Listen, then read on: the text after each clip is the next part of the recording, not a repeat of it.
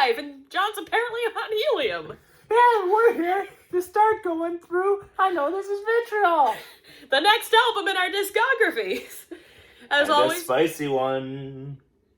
And the helium wore off. Yes. As always, we always also come with the rankings of each song on the album.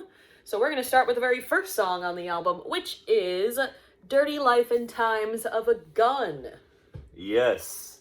So for was this the musics or the lyrics first? The lyrics first, definitely. This was, I think, yeah. our first experiment with writing the lyrics before the music, and then you gave that to me, and I came up with something, and then it was the first of many times you'd say, it's different than what I pictured, but I like it. Yes.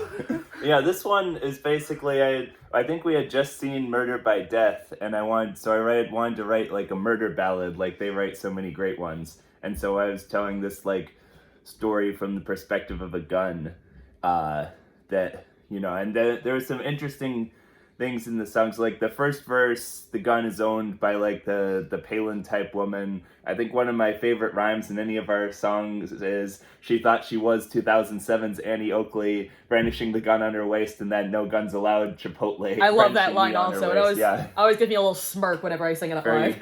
Very Scott Miller rhyme there. Oh yes. And then the second verse, you know, this like kind of deadbeat loser guy buys it and he ends up using it to like kill his partner or ex-partner and himself.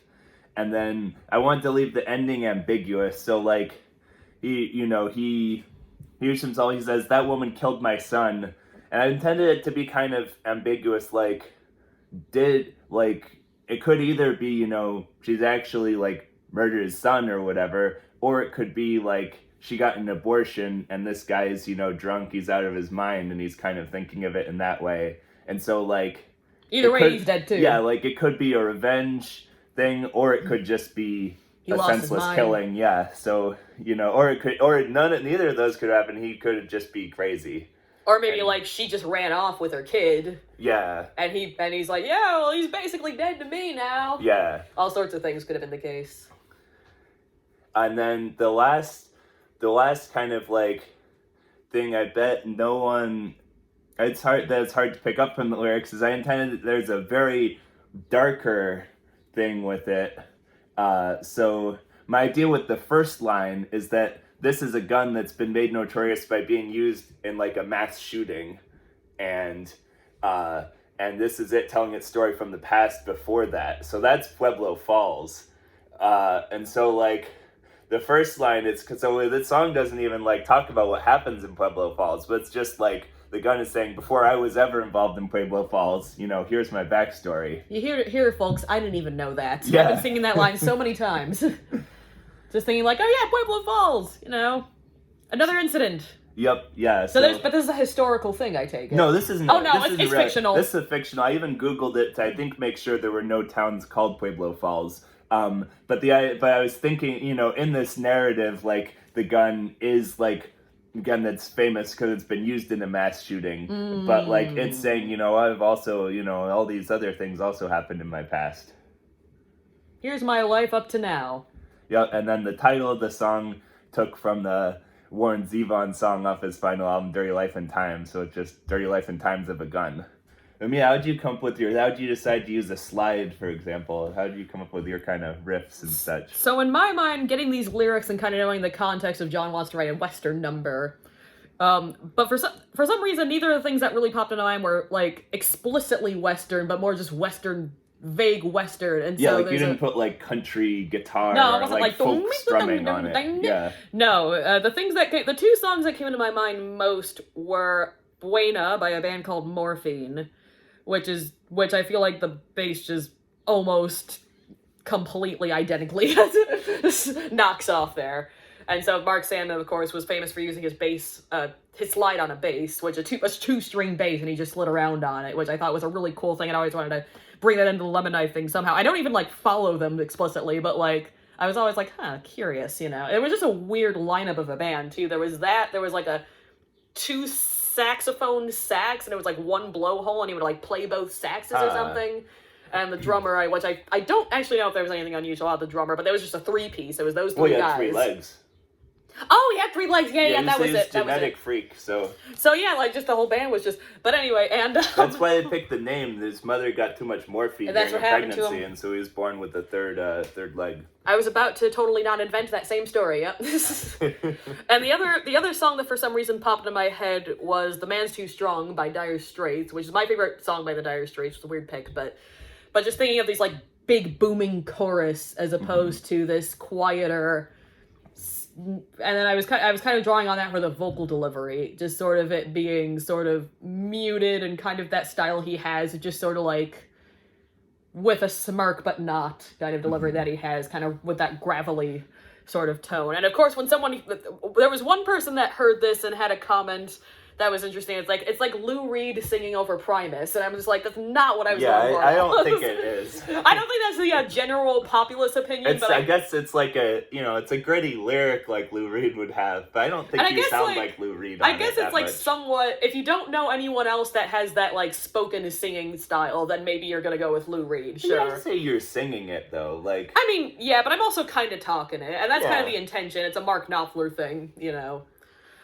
But that's how that kind of came into being, and so combined, it kind of came up with one of our more unique songs, I think, for sure.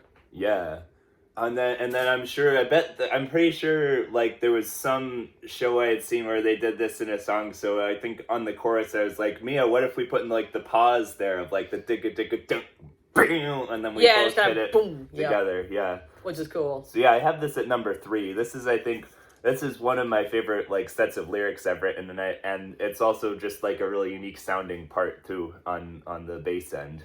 They're great lyrics and it's a great song. I put it at 12, which is not a small feat either. All right. Speaking of large feet, up next we have. There's no segue there. We have Thunder Ode is next. Speaking of, clearly we're in a. Political mood. In political mood, this one killing people mood. I was going to say references to artists in the title of the song. True. Okay, fair enough. The first one had the Warren Zevon. This one has the Bruce Springsteen pun with the Thunder Ode, and then this video even will also have the Murder by Death lyric. So clearly, I was in a very referential mood when I named these songs. But yeah, this is just kind of straight up energetic punk number. I think we probably like jammed this out first, right? Yeah, I think that this kind of came into being in the usual way of being in the rehearsal room, making the music, and then kind of coming up with things piece by piece. Yeah, and this one, I think this one. Lyrically, it's a little too Rise Against for me in terms of like being incredibly vague. Like they're uprising against something. It's never really specified what. It's not really like. I mean, I definitely have nothing against rising against a vague lyric, because that kind of applies to so many situations. Then that's true. Which is interesting, but I was able to put in lots of electricity and storm references. Yes, so, I mean another look at this 4 eyes rhyme is cumulonimbus from Mount Olympus. But yeah, I have this at number 14. I have it at number 23 myself. It's like a little straight ahead to be much higher than that for me, but I still like it a fair amount. Yeah, I think it's just very solid punk one. One of my favorite of your vocal deliveries of anything is the hang together. You sound so evil doing that. I think I had Bruce Dickinson in my head doing that one for sure. But just that one bit, everything else was very just generally yelpy me. So I love that little bit of it where that line is, where we have like kind of the first half of the like verse and pre-chorus are the same, and then we go to kind of like the double time, or like the vocals are double time. And the drums aren't like double time in tempo, but they're twice as many hits. Yeah. Like instead of like. And that I think is. That's like, a great little tiny intensifier. Yeah. I think there's some Crazy Arms song that had done that. It's like, oh, that's cool. Oh yeah, Crazy Arms back again, isn't it? Crazy Arms back again. I wonder if you talk about Crazy Arm more than I talk about Muse. We'll I feel never like it's know. Close. Anyway, next up on the list though is Vultures. And Vultures, this This is a thrasher right here. Yes, this Not is... thrasher. Whenever we play a show and we're with people, like... Sometimes we're with people more punk than us and we do punk songs. Sometimes we're with people who are really more mellow than us and we play more calm songs. Sometimes we're with people that are just a lot heavier and bigger than us, and then we gotta break this one out. I feel like this one also comes out a lot with the other punk groups, though. Yeah. And this can be like a differentiator, because this is like aggressive and loud and fast, but it's also like heavy, kind of like very big. It's just this big blast of like, this is like the closest thing I think we have to like a lightning bolt song. Yeah. Unlike Thunder Ode. Yeah. Lightning, thunder, you know. So yeah, this one, just that really aggressive kind of pounding first thing. And yeah, how did this one start? I think music first, again, and then you came up with the lyrics. I think you gave me... This was some kind of word association. I forget what it was, though. It was probably something... Was it vultures, or was it something different? It was something different. It was something I feel like related to Avalanche, but Avalanche birthed Black Sight. Oh, so yeah. I think it was... But I think it was some word like that, where that just suggests a lot of shakiness and things falling off a cliff, you know? So clearly when we have word association, we write our heaviest songs. So clearly... So if we need to write out... Yeah, if we need a heavy one for next... Alright, Mia, your word for this next one is flash fire. And if someone is forcing us to write a romantic ballad for some reason, first of all, why are they coming to us? Second of all, we definitely can't use words. Yep. Your word is apple cinnamon. Well, it's like when you're grinding the cinnamon. Your word is black pepper.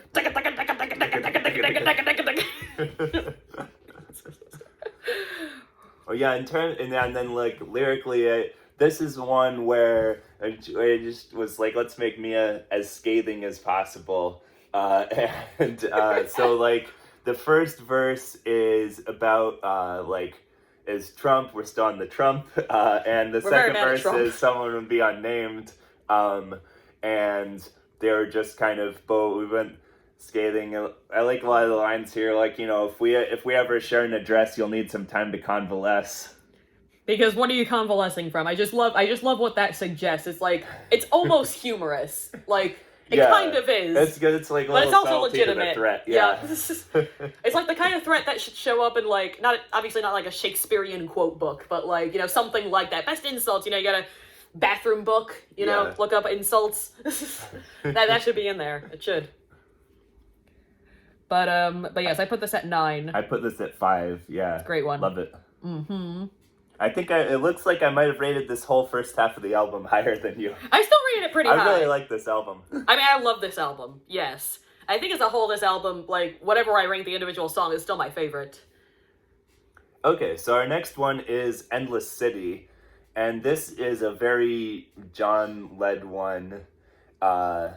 This might have been the drum beat first, or like... I believe the drum beat first, yeah. Yes. So it's kind of like this pounding tom thing with me just snarling at you. And I'll say now, the reason I rank this lower than John does isn't because of anything John did. It's because I don't really like the riff that I came up with for the first half of the song. It's just this big, like, plodding... That's kind of what the drums are doing. I think it goes well with it.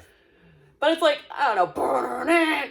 That's like the kind of music that should play in Halo when like a really clumsy brute emerges. The demon is inside the council chamber. I just thought that would belong here with like this otherwise really intelligent lyrics, and I love the second half of the song. So I just wish I'd done more. The good news is like the drums and the vocals that I'm doing are not melodic in any way. So if you ever come up with something else, you can just start playing it that way live, and no one will know the difference. It's all right then. You're free to just change it completely. We'll see about that, but anyway. So yeah, this song, I think it was written. I think it was in a complaining mood. Clearly, there are so many references in the lyrics to the neighbors above us raving at daybreak on a Tuesday morning. The neighbors at the time, they were very horrible. Loud, very partying. Although I mean, half blame to them, half blame to the floors, which were a big part of the problem. But still, like it just.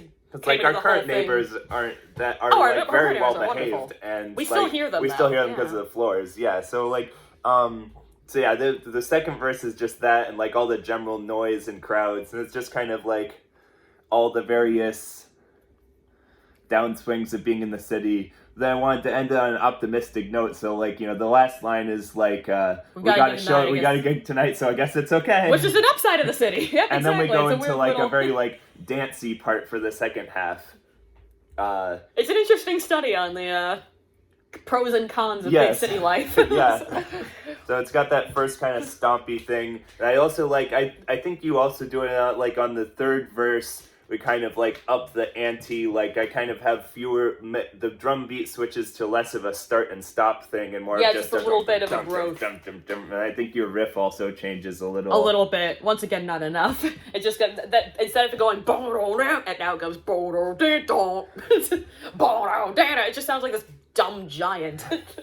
Yeah, that's perfectly fitting for the song, you know, it's like the crushing grid of the city. But it's not a crushing grid riff, it's a dumb version of the Jack and the Beanstalk giant. Beep, bop, boom, bum. Where did I put my bubble gum? There's a difference. But however, the second half of the song is like one of my favorite things we've ever done. Yeah, and I think, I forget if I mentioned it as a specific thing to you, but the song I think of, I either thought of when we were doing it or thought of after we did it, is Oh No Won't Do by Could. I don't remember any of this. You probably, that's the one where, you probably don't recognize from the title, it's the one like, I robbed the beach and East Anglia only seems to make folks angrier. Oh, now I remember, yeah. And I think that was probably, maybe it wasn't a thing on that, but it's definitely part of why I was like, we should put in a key change. That makes sense, yeah. Then we go to this like funkier part. Yeah, just great song. Love playing it live. I have it at number 10. I have it at number 22, but I want to put it higher now. But then if I put it higher, that changes around the other rankings. So, yeah. It stays at 22, it shall stay. All four of these first ones definitely staples of our live thing. Yes. You know, Thunder Road might get swapped in and out for the other similar punk ones, but those other three, definitely. Absolutely. All right, next up we have our 90s number. Our 90s number, I will remember. Tell them about it, Mia. So, I think I was definitely trying to come up with something. Really, I think I had the 90s in my head when I was writing this. I want to say this somehow, the riff itself somehow evolved from a Screaming Trees song, but I couldn't tell you how it got from there to there. I just remember that basic thing being like, I don't know exactly how it got there, but, you know, R.I.P. Mark Lanigan, obviously, but besides that, I mean, that's how it came here, but I couldn't tell you where it got from point A to point B. I just know that's where it started. Sometimes, because got that loud soft going on. It's how I come up with the more songs than people would realize, where it's just like there's one song that's been in my head, and I play that, and then I keep playing that, and then change it bit by bit until it becomes something completely different. You ship of Theseus it. Yeah, I mean, exactly. That's what it is, and so there's like that remnant there, but, you know, most of it has changed. And so that's what happened with this one, and it kind of became something very different. I want to say it came from Nearly Lost You, and so it kind of does that same, but on a much more subtle level, that same loud, soft, pulling, tugging kind of thing from verse to chorus. That sound you have on the intro and the verse is very distinctive, because that's probably like the least like a bass that your bass sounds, right? Like if I heard that intro, I would have totally assumed it was a guitar. Exactly. I like when an instrument on either side is different enough where you could be like, is that a bass or is it a guitar or what is it exactly? And you have to look it up and be like, oh, that's a guitar. Oh, okay then. And then I like drumming on the rim, which I don't do too often, just to give that kind of weird thing for the verse. And if I remember correctly, you told me that came from the Television Guy. Oh yeah, maybe. I don't even remember that, so it must have. I think we wrote it right after we'd seen them. Or you maybe written the drum part? Something like that. Maybe, yeah. But when we standing around doing the side stuff, which was interesting. Yeah. And yeah, lyrically it was kind of like, I think it was a mixture of like, there were like, you know, you're having some conflicts with your parents and kind of just in general with society having you like have to fit into these roles or whatever. Right. And I think it was a combination of, so it was partially about that. Then I also wanted to make it vague, so they wouldn't get mad at us. And like, and I think by this point, we'd gotten some like good listeners on Cold Burn, because it was like in the like asexual community they were saying that. So I wanted to make it so it could be about that. And then I realized once I started writing it could also be about like being trans. So I was thinking if I write a song that appeals to that, that could also get some good listenership there. I sound very corporate saying that. No, I know it didn't really take off in that way, but I think it's a good song, and it would be our crossover hit, if we were coming out today or in the past. But yeah, no, I think it's just like a general struggle anyway that everyone has at some point in their lives, whether that's teenager or what I was going through at the time, or just like, I kind of want to do this, but you want me to do this, but like my heart says this and my head says this, and where do I go with it? And that could be on so many levels, I think every teenager certainly has felt it. I think lots of people in so many parts of life feel that at some point, or maybe in your job, whatever. Yeah, this one, it feels like vague enough that if it got in front of a lot of people, I bet a lot of them would like it. I definitely relate to it at minimum, yeah, and I think they like it too, absolutely. I have it at number 25. I have it at number 15.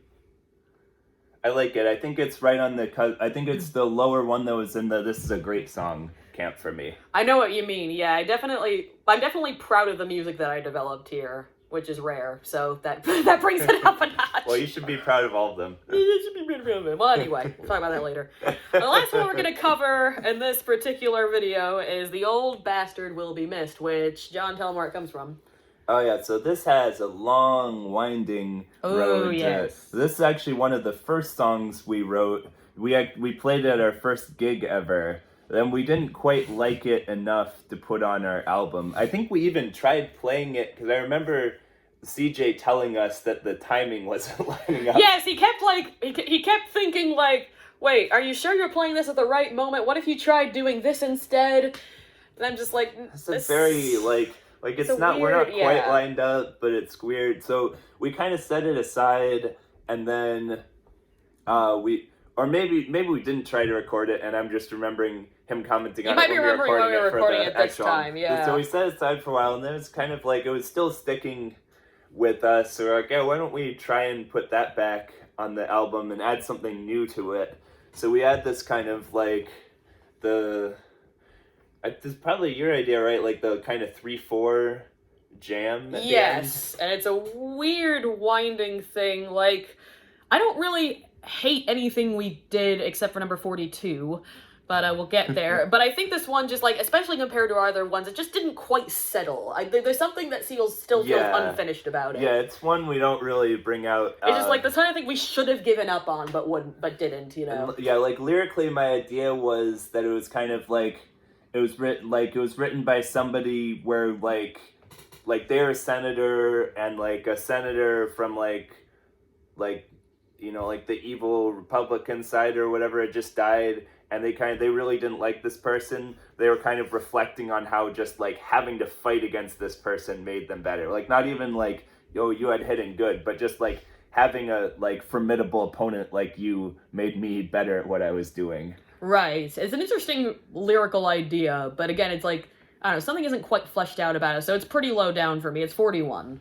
It's 30 for me. And this is below Conspiracy of Dunces. Because I was trying to look at it, we'll get to Conspiracy, but I was trying to look at them from pure songwriting instead of production. Okay, yeah, if like the Mighty Mighty Bosstones recorded that song, they might have done a good job with it. Yeah, I mean, I blame myself fully for that one. The recording, I just didn't get it right.